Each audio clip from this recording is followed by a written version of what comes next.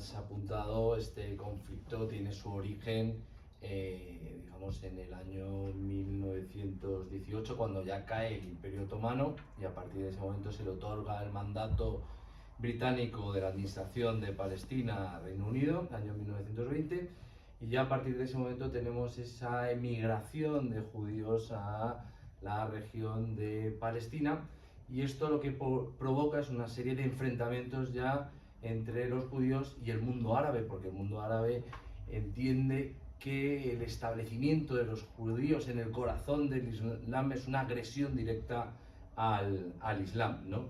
En Reino Unido, ante esta situación, ya nos vamos a la finalización de la Segunda Guerra Mundial y le pide a la Organización de las Naciones Unidas que ponga una solución a esta situación, y las Naciones Unidas recogen un borrador que es el que presentó en su momento Reino Unido, que es la solución de los dos estados, que es la doctrina que adopta la Organización de las Naciones Unidas, adopta Occidente, la propia Unión Europea y esa Administración Internacional de Jerusalén. En el año 1947 se aprueba esa resolución 181 por parte del Consejo de las Naciones Unidas y se pone sobre la mesa esa solución de los dos estados, y en el año 1948 Israel proclama la independencia. Recordemos a David Ben Gurión, que es el presidente que en ese momento declara esa independencia, y esto lo que provoca ya el día siguiente es la primera guerra entre Israel y lo que es el mundo árabe, porque aquí hay que entender que el mundo árabe, digamos, ese concepto de Estado lo ven como un concepto occidental, y digamos que este Estado de Israel pues entiende, como ya he dicho, es esa agresión directa a ese mundo árabe, y de ahí que Israel nace digamos, en guerra y vive una guerra permanente. No sé si te parece curioso que nada más proclamarse el Estado de Israel, no sé si es el mismo día, a los 15 minutos, al día siguiente, al día siguiente, Estados Unidos reconoce el Estado de Israel, cosa que a mí me parece bastante curioso desde el punto de vista del derecho. Es decir, pues siempre se suele dejar un margen, un espacio, a ver pues por dónde va la cosa, a ver quién es el legítimo heredero o el legítimo tal, y en este caso ¿no te parece como que Estados Unidos, digamos, juega un papel muy importante en el Estado de Israel? Sí, por supuesto, Israel es el aliado estratégico en la región de Estados Unidos, y de ahí que el mundo árabe pues tenga esa conceptualización del propio Estado de Israel. Porque también los países árabes en ese momento en que nace tienen otros apoyos, no es Estados Unidos, lógicamente, sino que son los otros, ¿no? No, claro, tienen Rusia, porque hay que situar, digamos, el contexto es esa Guerra Fría, ¿no? Que surge, digamos, después de esa paz de Potsdam que pone fin a esa Segunda Guerra Mundial, y a partir de ese momento pues inicia esa Guerra Fría. Recordemos que en Europa lo sufrimos en el sentido de que se instauró ese telón de acero, que era una frontera tanto ideológica como física, esos 3.800 kilómetros, que dividió a Europa, esa Europa oriental liderada por la antigua Unión Soviética comunista, y esa Europa occidental liderada por Estados Unidos de América. Y eso, digamos, hemos visto los orígenes, hemos visto pues esos apoyos de la Guerra Fría. ¿Tú crees que al llegar la Conferencia de Paz de Madrid, digamos, eso ya está todo resuelto? ¿Podría haber sido un punto de inflexión bastante bueno para finalizar el conflicto, la Conferencia de Paz de Madrid? Bueno, realmente lo que estamos viendo son episodios que se enmarcan dentro de un conflicto regional. Al final, el conflicto de Israel con Hezbollah, con Hamas, digamos que trasciende, ¿no? Es un conflicto entre Israel e Irán, ¿no? Por así decirlo. Y contestando a tu pregunta, bueno, formúlamela otra vez. No, sí, no, que sí, la cumbre de paz de Madrid, sí. digamos, podría haber sido un punto de inflexión, porque es verdad que hasta ese momento, pues eso, la guerra de los 6 días, la guerra de Yom Kippur, parece bueno, que hay unos actores árabes bien localizados, ¿no? Porque luego pasaremos a hablar del conflicto actual, pero en ese conflicto durante la Guerra Fría, digamos que se consigue un cierto acuerdo, ¿no?, entre las distintas partes. Sí, bueno, todos estos conflictos obviamente se van resolviendo. Vemos cómo Israel pues expande sus fronteras más allá de las fronteras que se delimitaron en ese proyecto de los dos estados por parte de la Organización de las Naciones Unidas. Pero vuelvo a repetir que son una serie de episodios que se, digamos, enmarcan en ese conflicto regional que, gracias a Dios, no ha escalado a una guerra total entre Israel y, e Irán, porque al final se producen vía esos proxies, y digamos, la cumbre de Madrid pues dio lugar a esos acuerdos de paz de Oslo, que acabaron en los acuerdos de Camp David del año 2000, que fue justo en la etapa final del presidente de Estados Unidos, de Bill Clinton, y fue el momento en el que más cerca estuvimos del reconocimiento de la solución de los dos estados, porque aquí hay que poner sobre la mesa que en 1947 esa propuesta de la resolución 181 del Consejo de las Naciones Unidas fue aceptada por Israel, pero no por Palestina. Y Yasser Arafat, en el año 2000, en ese acuerdo de Camp David, estuvieron a punto de llegar a esa solución negociada de los dos estados. Israel era favorable a ese acuerdo, pero Yasser Arafat, digamos que no accedió, en el sentido que ya entendía que jamás los islamistas ya eran un actor fundamental en Palestina, ¿no?, en la franja de Gaza, y entendía que no estaba representado para poder acceder a ese acuerdo, y esto también desembocó en esa segunda intifada. No sé, hablando de cómo se veía en España toda esta cumbre de Madrid, por ejemplo, hay una cuestión que a mí me preocupa un poco, porque antes has dicho, Israel se expande más allá de sus fronteras, tal. Aquí siempre andamos con muchísimo cuidado de no decir una palabra más alta que la otra para no parecer que somos antisemitas. ¿Tú crees que los españoles somos antisemitas, o nos podemos permitir el lujo de decir, bueno, eso es un conflicto que está ahí y yo desde fuera, pues objetivamente puedo opinar que de acuerdo con el derecho internacional, pues falla aquí, aquí y aquí, Israel tiene sus razones, pero también tiene sus fallos? ¿Crees que los españoles de verdad podemos mantenernos, digamos, al margen, ser objetivos, ser imparciales, ser neutrales, o de alguna manera estamos parcializados? Es una muy buena pregunta. Creo que hay una corriente antisemita importante. Yo, cuando quería decir que se expande más allá de sus fronteras, aquí hay que poner en situación que hay una serie de conflictos entre países, y obviamente pues se consolidan unos territorios, y entonces las líneas fronterizas pues se mueven, ¿no? Recordemos que después de la guerra, creo que fue la del Yom Kippur, digamos, ahí recuperó Egipto lo que era la península del Sinaí, ¿no? Entonces, bueno, pues en esta serie de conflictos pues sí que se han movido. Yo no entro en la cuestión de la ocupación, no creo que sea sospechoso ni mucho menos de ser antisemita. De hecho, yo siempre he apoyado, en el sentido que creo que Israel siempre ha estado en guerra, en el sentido de que pues Irán, en esa coordinación de la yihad islámica, ha utilizado todos estos proxies, sobre todo para recordar a Israel que nació en guerra y que vive esa guerra permanente. Lo que sí que tengo claro, respondiendo a tu pregunta, es que sí que tenemos un gobierno abiertamente antisemita. Eso sí que es una realidad, ¿no? Y sí que hay interés en demonizar a Israel. Yo, por supuesto, que no voy a defender ciertas acciones, pero también he de decir que, por ejemplo, en el conflicto que tiene abierto con Hamas, digamos que Hamas está utilizando a los gazatíes, ¿no?, que estamos hablando de una población de 2.300.000 personas, como escudos humanos, y eso es una realidad. Y recordemos que los cuarteles generales de Hezbollah se encuentran ubicados debajo de edificios residenciales. Esto es una cuestión perfectamente constatable, y que estos grupos terroristas, porque así están, digamos, representados o aparecen en los listados de Occidente, utilizan como escudos humanos a la población civil.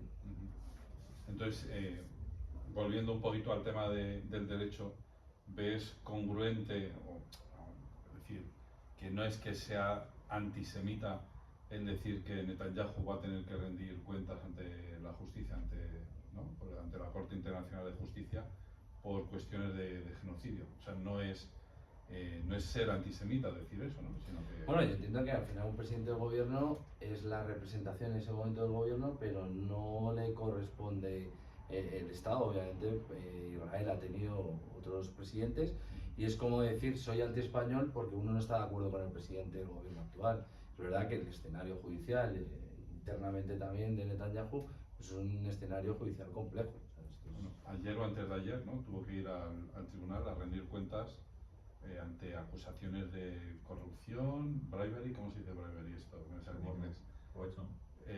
Corrupción o como es cohecho, ¿no? Compra soborno, etcétera, ¿no? Entonces... Sí, pero uno de los problemas que tendemos, sobre todo la sociedad española, es siempre a personalizar en la figura de un mandatario. Realmente, cuando se inició, digamos, el conflicto, bueno, hay que situar 7 de octubre, ¿no? Esos atentados terribles por parte de Hamas en territorio israelí, 1.200 fallecidos, 250 rehenes que se infiltran en territorio israelí por tierra, mar y aire, y ahí a partir del día 8 de octubre pues se inician una serie de acciones, en este caso contra Hamas, pero siempre vuelvo a lo que estaba comentando, que tendemos a personalizar en la figura de Netanyahu todas estas decisiones cuando también tiene en ese momento conformado un gabinete de guerra, y es verdad que el gobierno actual que está sosteniendo a la administración de Netanyahu, pues hay una serie de partidos, hay algunos partidos incluso que irían más allá en ciertas operaciones y otros más moderados, como vimos pues el ministro de Defensa, pues que en 2 ocasiones ha dimitido, ¿no? Entonces, por eso también quiero poner en contexto, actualmente las operaciones ahora, bueno, ese 27 de noviembre se llegó a ese alto el fuego en el Líbano, pero estaban dirigidas por un gabinete de seguridad, pasaron de ese gabinete de guerra a un gabinete de seguridad que adoptan esas decisiones de estrategia militar, y entiendo que Netanyahu pues tendrá su parte de decisión, pero el resto del Ejecutivo, obviamente, partiendo de la base que hay otras fuerzas políticas, pues también tienen su capacidad de decisión. Pensando un poco en esto, Carlos, desde que inició el conflicto, a España le ha afectado con especial énfasis, ¿no? Sobre todo en los diferentes partidos políticos. Hay posturas muy claras, tenemos declaraciones de diferentes figuras políticas acerca del conflicto, que ha derivado el 28 de mayo, muy recientemente, España reconoció el Estado palestino. ¿En qué sentido crees que esto pudo haber sido o puede haber sido beneficioso para las partes? ¿Y en qué sentido España, con este reconocimiento, ha cambiado un poco su postura con respecto a esto? Bueno, España realmente abogaba por esa solución de los 2 estados, ¿no? Dicho esto, aquí el problema es a quién estamos legitimando como interlocutor válido, claro, porque estamos hablando que actualmente Hamas, desde el año 2005, o sea, Israel se fue de la Franja de Gaza y dejó a esa autoridad nacional palestina.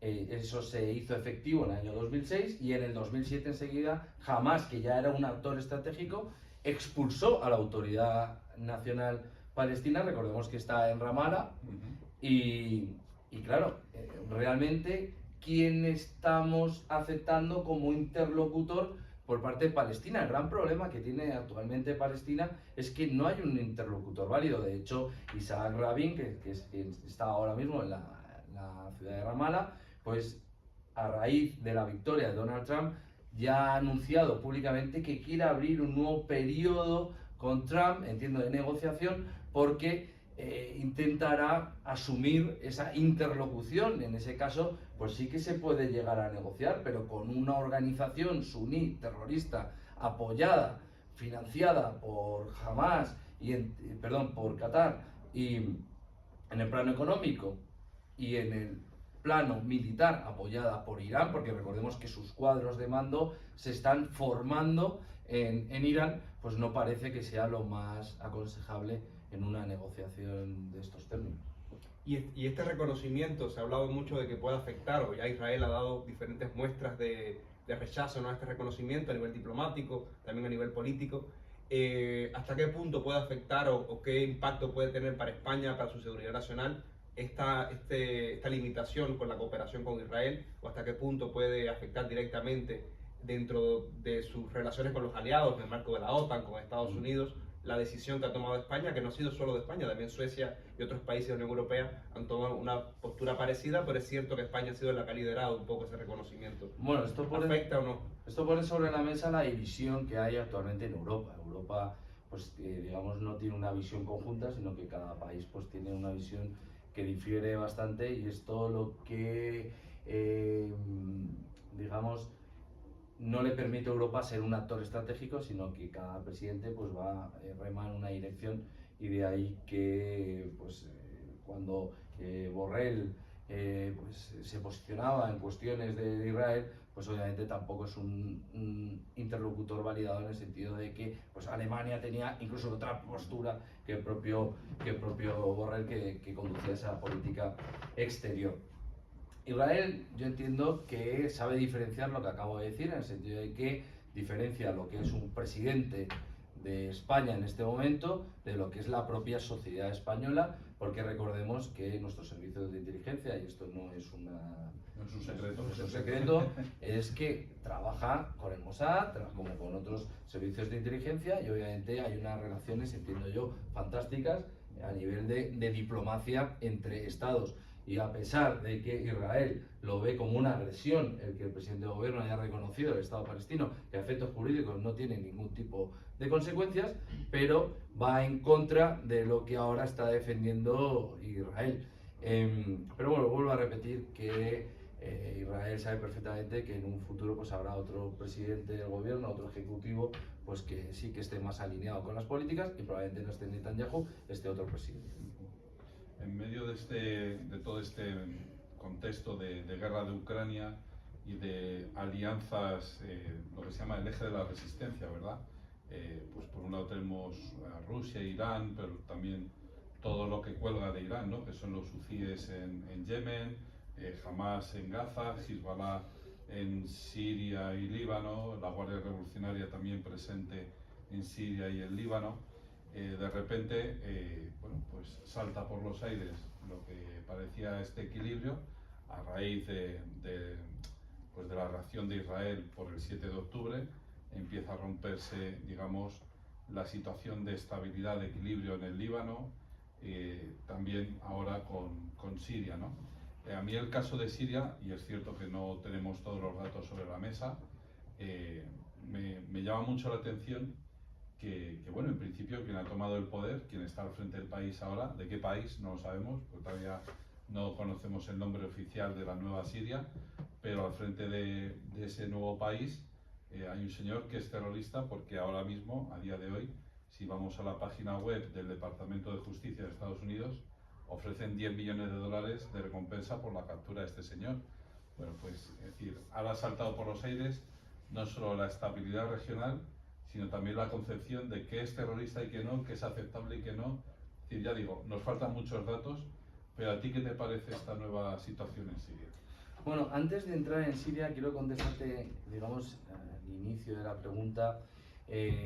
Has comentado pues, que se han roto ciertos equilibrios, ¿no? En el año 2020 hay que situar que se firman esos acuerdos de Abraham, ¿no? Digamos, auspiciado por la administración de Trump, en el que se encuentran en Marruecos, Emiratos Árabes, Bahrein, y estaba a punto de ingresar Arabia Saudí, ¿no? Y esto es una cuestión importante, porque esto es lo que realmente precipita esa acción terrorista por parte de Hamas, porque recordemos que los acuerdos de Abraham es ese muro, dique de contención frente al avance regional, a la influencia regional de Israel en Oriente Próximo, ¿vale? Dicho esto, que se derroque una dictadura tan cruel como la dictadura de los Assad siempre es una buena noticia.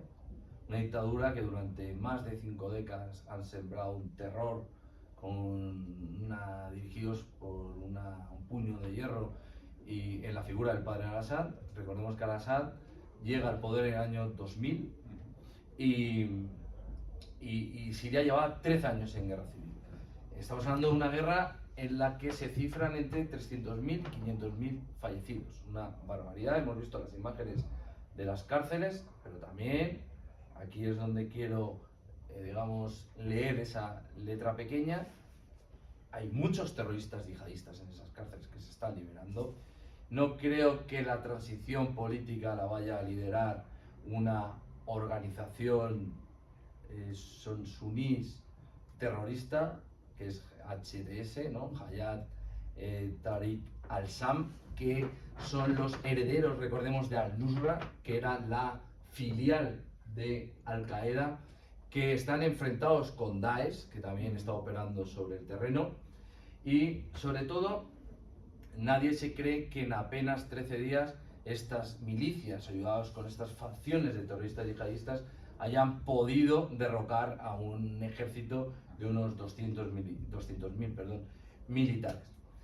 Esto claramente está impulsado por Turquía, juega un papel fundamental, es uno de los actores estratégicos, digamos, que salen favorecidos de esta situación. Y recordemos que hace unos días hubo una reunión en Doha entre Turquía, entre Irán y entre Rusia, y todo apunta a que en esa reunión se decidió dejar caer o entregar al régimen de Al-Assad, porque el régimen no ha caído, sino que ha sido, o la cabeza va a ser Al-Assad, ha sido entregada por parte de sus generales. También es verdad que influye esas cifras que acabo de dar de fallecidos, una crisis económica importantísima, más de 13 millones de refugiados que han salido de Siria durante estos 13 años, la corrupción en el ejército, pero todo esto no era, y el debilitamiento también por parte de Hezbollah, que más adelante pues entiendo que habrá una pregunta en ese sentido, pero todo esto parece que no era suficiente, sino que tenía que haber un acuerdo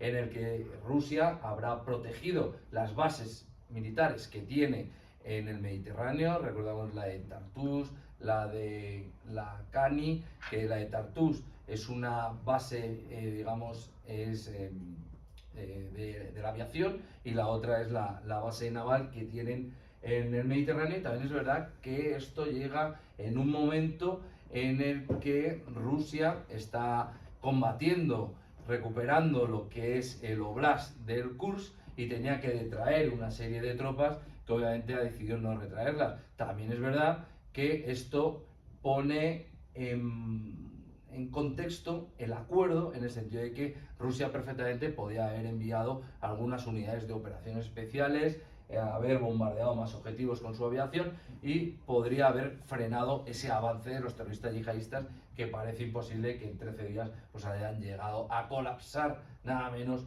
que el régimen de Bashar al-Assad. También aquí quiero hacer un apunte en todo esto, el papel que está jugando en este momento Israel. Recordemos que Israel, más allá de esos altos del Golán, está esa zona desmilitarizada, y hay informaciones que han dicho que Israel tiene pretensiones de llegar a Damasco.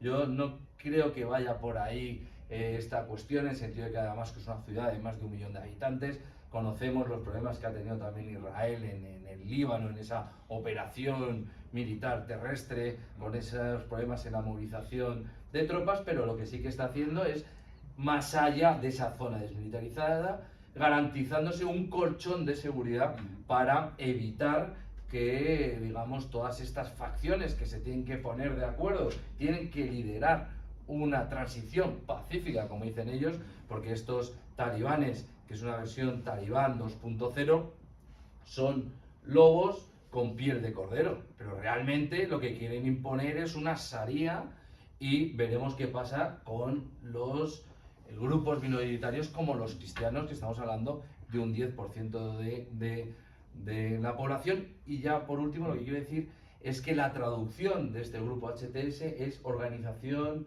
para la Liberación del Levante. El Levante en árabe, digamos, la traducción es ese territorio soleado, y no se queda solo en Siria, estamos hablando de Israel, de Palestina, de Jordania, de Irak. Claro, esto puede tener unas implicaciones de cara a futuro bastante importantes, y creo que Jordania en este momento debe estar bastante preocupado por todo lo que está sucediendo. De todas formas, quiero que sepas que esa visión tuya, bastante pesimista, bastante negativa, de nuestro amigo Al-Golani, no casa en absoluto con lo que nos dice el otro día la BBC, diciendo, bueno, pero es que sí, es Al-Golani, sí, es heredero de Al-Nusra, pero bueno, en fin, ya es otra cosa, es un tío ya más decente.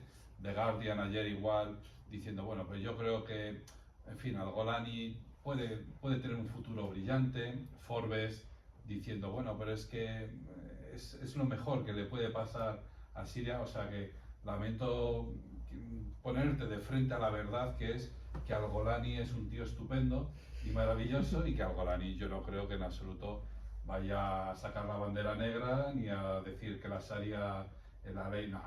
No creo yo que vayan por ahí los tiros, ¿no? Pues por eso desde hace mucho tiempo ya no veo televisión, ¿no? Porque es una fuente de desinformación importante. Pero es tremendo la operación de blanqueamiento, ¿eh?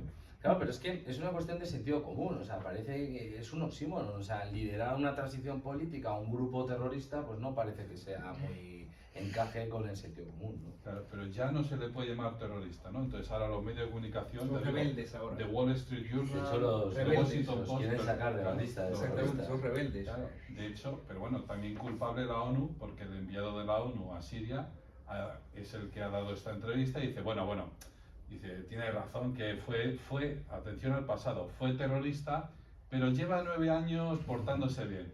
Vamos a ver, y entonces los crímenes que haya cometido antes, ¿eso ya se los perdonamos? Es decir, es una operación de blanqueamiento que a mí me resulta bastante sospechosa. Yo no sé qué opinas por eso. Bueno, pero esto también tiene similitudes, por ejemplo, con la cuestión de Hamás. Hamás nunca va a permitir esa solución de los dos estados porque entiende, como ya he dicho anteriormente, el estado es un concepto occidental y lo que quieren instaurar es un califato islámico. Esto es una realidad y no pasa porque haya, por ejemplo, el estado de Israel. Pero bueno, aquí también hay componentes geopolíticos, por supuesto, pero implicaciones económicas. Recordemos que Siria se opuso firmemente a un gasoducto que nace en Qatar y va hacia Europa, pasa por Turquía y bueno, pues Turquía pues igual ha podido mover ficha también en esta cuestión. A mí otro de los temas que me preocupa muchísimo en el marco de esta situación en Siria es que lo que es la zona norte de Siria, lo que es el Kurdistán, los kurdos están controlando una serie de cárceles en las que hay terroristas y yihadistas terribles, que han cometido digamos, delitos atroces y hay miles. Y si estos terroristas se les abre la puerta e Israel ahora mismo tiene las llaves, entiendo que para negociar, porque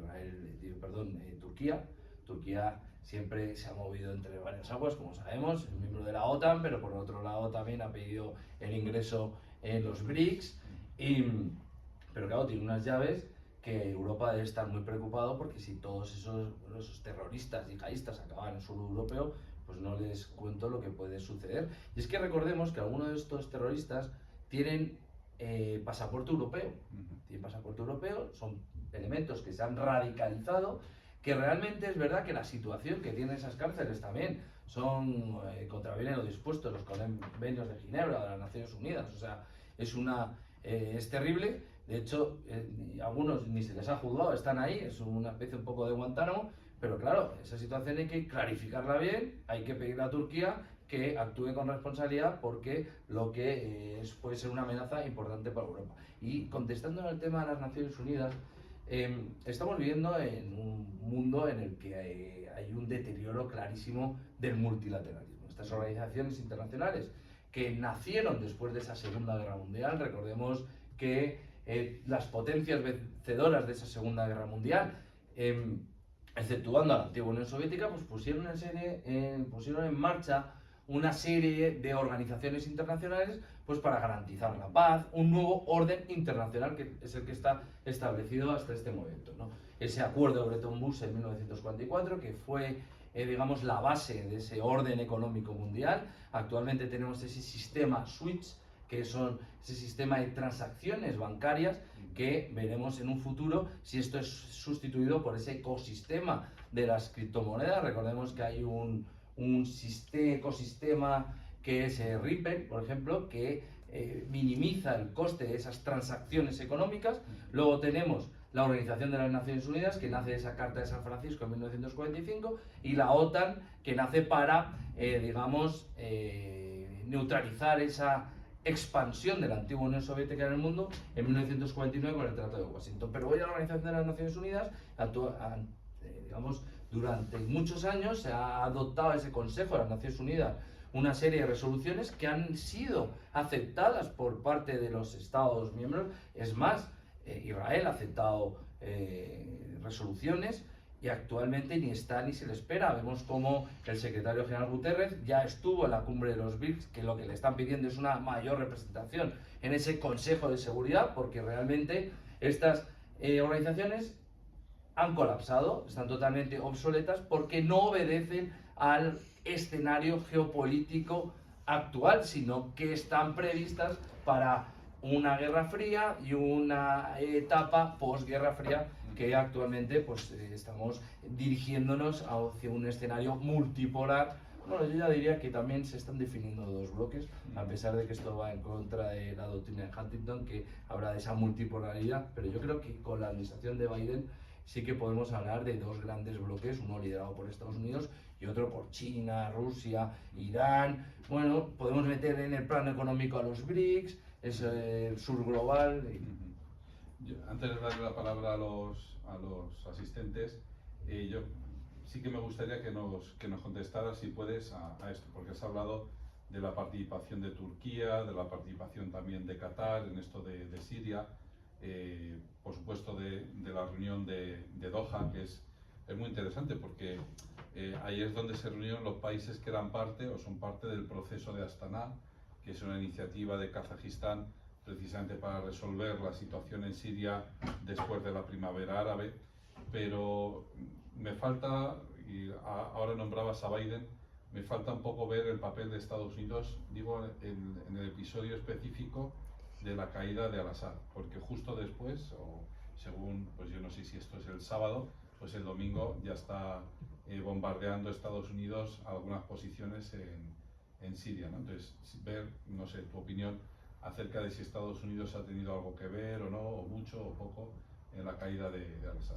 Bueno, como bien has apuntado, Estados Unidos al día siguiente bombardeó 75 objetivos del Daesh que tenía ya preseleccionados, y sobre todo iba encaminado estos bombardeos para iban contra depósitos de armas, centros estratégicos, para que estos sistemas de armas, armamento, no cayesen en manos, en este caso, del Daesh. Si lo tenía ya preseleccionado, obviamente estos trabajos de inteligencia pues requieren una planificación importante. Probablemente esto ya estaba previsto y yo estoy convencido que no se llega a un acuerdo sin el placet de Estados Unidos, que creo que es quien ha auspiciado toda esta situación, sobre todo para proteger también a Israel. Recordemos que lo que he comentado, que Israel probablemente ahora se asegure ese colchón de seguridad, porque siempre lo que busca es garantizarse la protección, la seguridad. De hecho, Israel ha bombardeado 300 objetivos y ha acabado con la fuerza o la armada del ejército sirio, con la fuerza aérea, y todo obviamente para preservarse, digamos, una etapa de paz, y que todos estos sistemas de armas, de material bélico, no caigan en manos de todas estas facciones terroristas o yihadistas, que a ver cómo se ponen de acuerdo. Biden, de aquí al 20 de enero, nos está sorprendiendo bastante, ¿no? Porque es un presidente que está en funciones, Trump es el presidente electo, y está adoptando una serie de decisiones que están comprometiendo o van a comprometer, sin duda, la administración de Trump, porque en lugar de perseguir la desescalada de los conflictos, que es un poco lo que aventuró en campaña Donald Trump, parece que los está avivando y está generando un caldo de cultivo, una situación que va a ser muy difícil resolver todos estos conflictos. Yo quería preguntarte, antes de pasar la palabra al público, trayendo otra vez el tema de Europa, apenas se conoció la situación en Siria, en muchos países europeos, especialmente Alemania, que es donde más refugiados sirios hay, comentaron de que paraban las solicitudes de asilo, la concesión de solicitudes de asilo, y que el objetivo era que en un futuro no muy lejano estas personas pudieran retornar a sus países a su país de origen. También se veía, la BBC publicaba imágenes desde Turquía, una larga hilera de coches de sirios retornando a su país. Lo mismo pasaba en el Líbano, ¿no? Muchas familias siro-libanesas que habían nacido en territorio libanés pretendiendo regresar. ¿Crees que realmente esto es una pantalla de humo o de verdad pudiera ser posible que estos millones de refugiados sirios puedan regresar a su hogar? ¿El nuevo gobierno podría perfectamente proteger estos derechos de estas familias? ¿Para Europa sería un alivio que estos refugiados regresaran? ¿Cómo ves este escenario? Bueno, yo por un lado veo que la cuestión de la tramitación de los, digamos, el asilo político a los sirios por parte de Alemania en este momento es protegerse, tema de seguridad. En segundo lugar, obviamente, es permitir el retorno de todos aquellos sirios que, como he dicho, 13 millones han tenido que salir del país por una guerra civil terrible. Estamos hablando de entre 300 y 500.000 muertos. Aquí también hay una cuestión importante que es el tema de, digamos, de mayorías, minorías, ¿no? Recordemos que la mayoría en Siria son sunís, pero han estado oprimidos por los chiitas. Entiendo que en este caso, pues la mayoría de los que han salido, obviamente, son los que han sido perseguidos, son los sunís, y obviamente pues quieren volver a su país.